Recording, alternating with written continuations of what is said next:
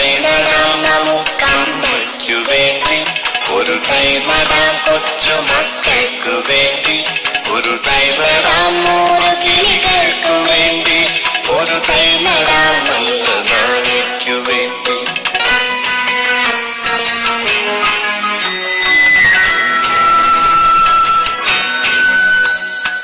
ഇത് പ്രാണവായുവിനായി നടുന്നു, ഇത് മഴയ്ക്കായി തൊഴുതു നടുന്നു.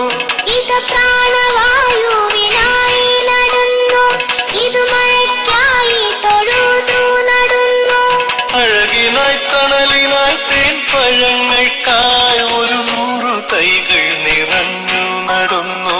അഴകിനായി തണലിനായി തേൻ പഴങ്ങൾക്കായി 100 തൈകൾ നിറഞ്ഞു നടുന്നു.